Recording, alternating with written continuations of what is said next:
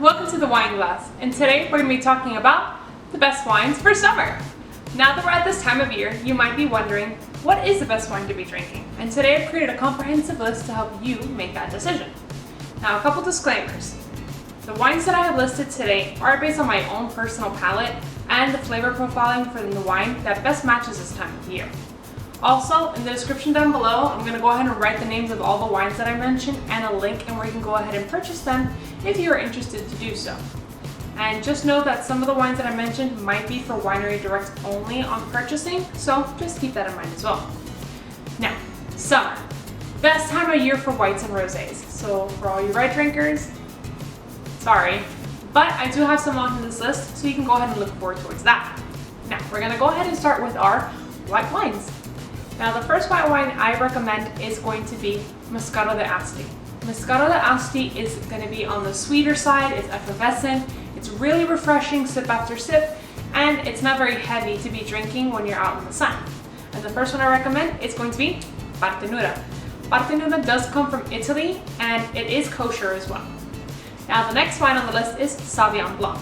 Sauvignon Blanc, unlike Moscato D Asti, is very citrusy, acidic, and very bright in the flavor profile. So for those of you who won't like something super sweet, this might be more for you. Now, Sauvignon Blanc and Fumé Blanc are the same grape. So if you see Sauvignon Blanc or Fumé Blanc, it is the same grape. I will go into that in another video, but don't worry, it's the same thing. So my recommendations are going to be Ferrari Carrano Fumé Blanc from California, the Liquid Light Sauvignon Blanc from Washington State, and Oyster Bay Sauvignon Blanc from New Zealand. Now, for our last white choice for this list is going to be Pinot Grigio and Pinot Gris. So unlike the Sauvignon Blanc, or it's very similar to Sauvignon Blanc in the sense that it's very acidic and citrusy, but it's not as citrusy as the Sauvignon Blanc will be. So it's a little bit more mellowed out. So if you're not into super sweet and you're not into very acidic, you have Pinot Grigio and Pinot Gris, which is going to be that nice in between. Now, the Pinot Gris that I recommend is going to be the Chateau Ste Michelle, which is going to be from Washington State, or a Kings Estate Pinot Gris from Oregon. Now, that rounds out our whites.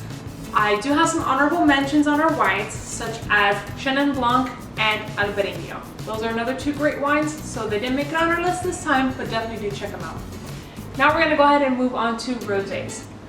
I am personally not a huge rosé drinker, but if I do pick rosé, it's going to be the Dry Creek Vineyard's Petite Zinfandel Rosé.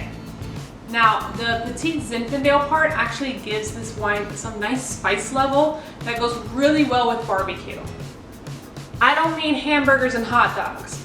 I mean ribs, brisket, pulled pork, that barbecue.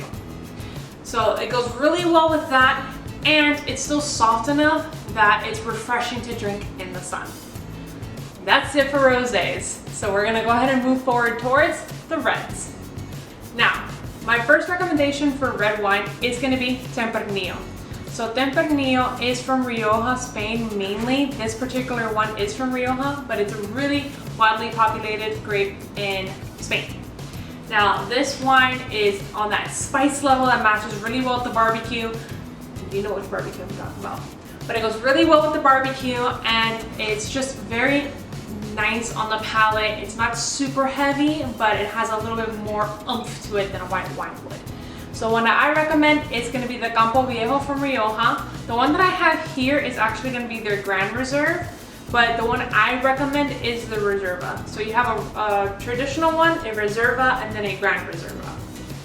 So the next red wine I'm going to suggest is going to be Pinot Noir. So Pinot Noir is a very soft, mellowed out grape. It's not going to be super full bodied like a Cabernet or a Zinfandel is, but it's not super flat on the palate either. So the one that I recommend is going to be the Murphy Good Pinot Noir from California. Really, really good. Now we're going to move on to the last of the reds, which is going to be Merlot. So Merlot is that nice in between from Cabernet Sauvignon and Pinot Noir.